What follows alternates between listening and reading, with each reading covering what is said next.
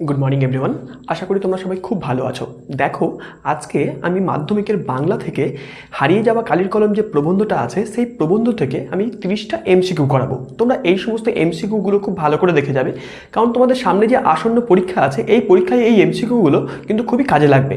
চলো আর দেরি না করে সেই সমস্ত এমসিকিউগুলো দেখে নিই যেগুলো তোমাদের জন্য খুবই গুরুত্বপূর্ণ। তাহলে তোমরা দেখো যে প্রবন্ধটা আছে, দেখো প্রবন্ধের নাম হচ্ছে হারিয়ে যাওয়া কালির কলম, লেখককে শ্রীপান্থ। দেখো প্রথম যে প্রশ্নটা আছে, দেখো প্রথম প্রশ্নটা হচ্ছে এটাই, শ্রীপান্থ ছদ্মনামটি কার? অপশানগুলো দেখো, সন্তোষ ঘোষের, বরুণ সেনগুপ্তের, নিখিল সরকারের, গৌরকিশোর ঘোষের। উত্তরটা আমাদের হবে যে নিখিল সরকারের। তারপরে দেখো তারপরের যে প্রশ্নটা আছে, 2 নম্বরের প্রশ্ন, বাংলা প্রবাদটি হলো কালি নেই কলম নেই বলে আমি, লেখক মুন্সি কলমচি না নিধিরাম? উত্তরটা আমাদের হবে যে মুন্সি। তারপরে দেখো 3 নম্বরের যে প্রশ্নটা আছে, 3 নম্বরের প্রশ্নটা হচ্ছে যে শ্রীপান্থ ছেলেবেলায় কলম তৈরি করতেন যা দিয়ে? কি দিয়ে কলম তৈরি করতো? খাতা দিয়ে, পাখির পালক দিয়ে, নলখাগড়া দিয়ে, বাঁশের সরু কঞ্চি কেটে? উত্তরটা আমাদের হবে যে বাঁশের সরু কঞ্চি কেটে। এবার দেখে নেব আমরা যে 4 নম্বরের যে প্রশ্নটা আছে। দেখো, লেখার পাত বলতে বোঝানো হয়ে থাকে তাল পাতাকে, কলা পাতাকে, আম পাতাকে, লেখার কাগজকে? উত্তরটা আমাদের হবে যে কলা পাতাকে। এবার দেখো 5 নম্বরের যে প্রশ্নটা আছে, শ্রীপান্থ শৈশবে হোম টাস্ক করতেন তাল পাতায়, স্লেটে, কলা পাতায় না কাগজে? আমাদের উত্তরটা হবে যে কলা পাতায়। তারপরে দেখো 6 নম্বরের প্রশ্ন, গরুকে অক্ষর খাওয়ানো মহাপুণ্য, অমঙ্গল, অকাজ, পাপ? তাহলে উত্তরটা আমাদের হবে যে পাপ। তারপরে 7 নম্বরের প্রশ্ন দেখো, 7 নম্বরের প্রশ্ন হচ্ছে এটাই যে লেখক শৈশবে কালি তৈরির জন্য প্রধান উপকরণ হিসাবে ব্যবহার করতেন কাঠকয়লা, বাবলা গাছের আঠা, লণ্ঠনের চিমনিতে জমা কালি না কড়াইয়ের তলায় জমা কালি? উত্তরটা আমাদের হবে যে কড়াইয়ের তলায় জমা কালি। তারপরের প্রশ্ন দেখো, স্টাইলাস আসলে কি? ব্রোঞ্জের শলাকা, তামার শলাকা, প্ল্যাটিনাম শলাকা, লৌহ শলাকা? উত্তরটা হবে যে ব্রোঞ্জের শলাকা। তারপরে দেখো পরের প্রশ্ন, জুলিয়াস সিজার কাসকাকে যা দিয়ে আঘাত করেন? নলখাগড়ার কলম, স্টাইলাস, ব্রোঞ্জের শলাকা, বাঁশের কঞ্চি কলম? উত্তরটা হবে যে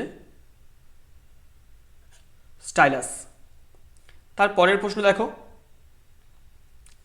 চীনের অধিবাসী প্রাচীনকালে লিখত পাখির পালক দিয়ে, স্টাইলাস দিয়ে, তুলি দিয়ে, নলখাগড়া দিয়ে?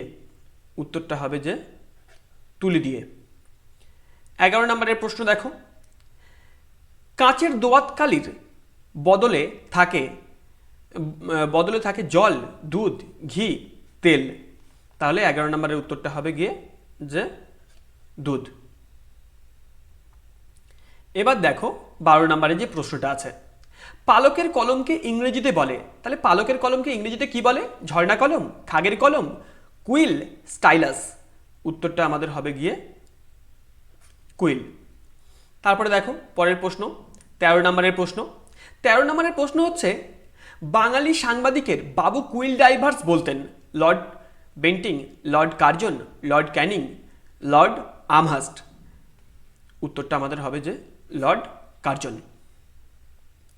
এর পরের প্রশ্ন দেখো 14 নম্বরের, যিনি কানে কলম গুঁজে দুনিয়া খোঁজেন তিনি প্রাবন্ধিক, দার্শনিক, কবি, সাহিত্যিক? উত্তরটা আমাদের হবে যে দার্শনিক। তারপরে দেখো 15 নম্বরের প্রশ্ন, কায়স্থ আর রাজপুত চেনা যায় কলমে ও গোপে, গোপে ও আভিজাত্যে, দেশপ্রেমে ও আদর্শে, আভিজাত্যে ও কলমে? উত্তরটা আমাদের হবে গিয়ে কলমে ও গোপে। তারপরে দেখো 16 নম্বরের যে প্রশ্নটা আছে, 16 নম্বরের প্রশ্ন হচ্ছে যে কালীর অক্ষর নাইকো পেটে চণ্ডী পড়েন কোথায়? রানাঘাটে, বাবুঘাটে, কালীঘাটে, কোলাঘাটে। উত্তরটা হবে গিয়ে কালীঘাটে। তারপরে দেখো 17 নম্বরের প্রশ্ন।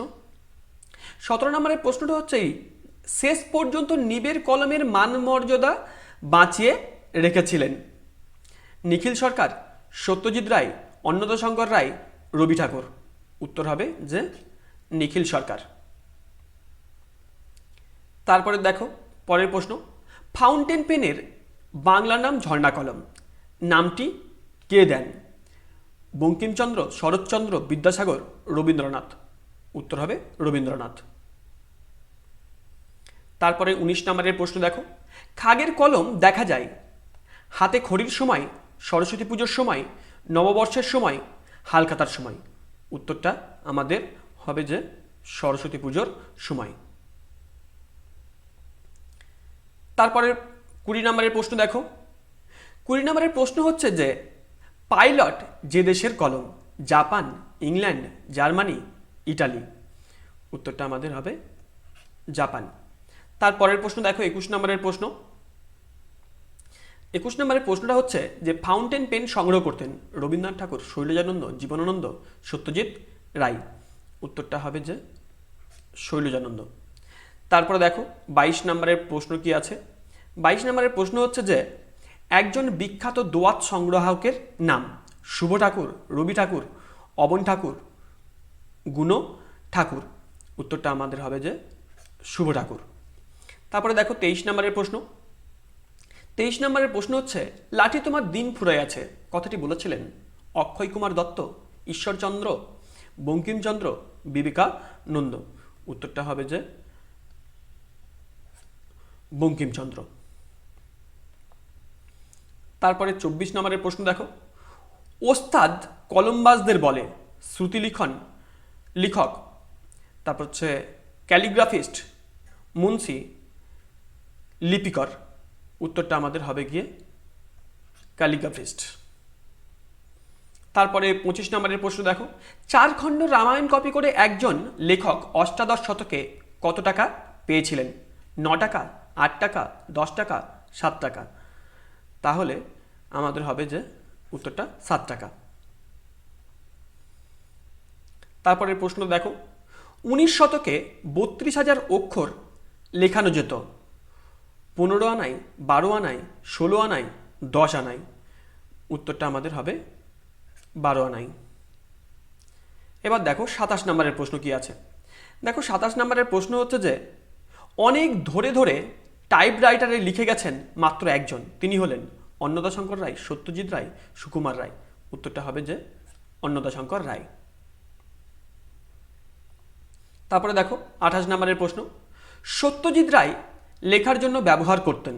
তাহলে সত্যজিৎ রায় লেখার জন্য কি ব্যবহার করতেন? উডপেন, খাগের কলম, নিবের কলম, সোনার কলম। উত্তরটা হবে নিবের কলম। তারপরে দেখো 29 নম্বরের প্রশ্ন হচ্ছে এটাই যে নিজের হাতের কলম বুকে বিদ্ধ হয়ে মারা যান রজনীকান্ত সেন, লালন ফকির, অতুল প্রসাদ সেন, ত্রৈলোক্যনাথ মুখোপাধ্যায়। উত্তরটা হবে যে ত্রৈলোক্যনাথ মুখোপাধ্যায়। তারপরের প্রশ্ন দেখো, গঙ্গাবতীর স্বনামধন্য লেখক শরৎচন্দ্র, ত্রৈলোক্যনাথ না শিবরাম? উত্তরটা হবে যে ত্রৈলোক্যনাথ। তাহলে তোমরা দেখলে এই 30টা প্রশ্ন, এই সমস্ত প্রশ্নগুলো কিন্তু খুব ভালো করে তোমরা করে যাবে, তাহলে দেখবে পরীক্ষায় সমস্তটা কমন পাচ্ছ। এবং এই প্রশ্নগুলো তোমাদের কেমন লাগলো আমাকে অবশ্যই কিন্তু কমেন্ট করে জানাবে।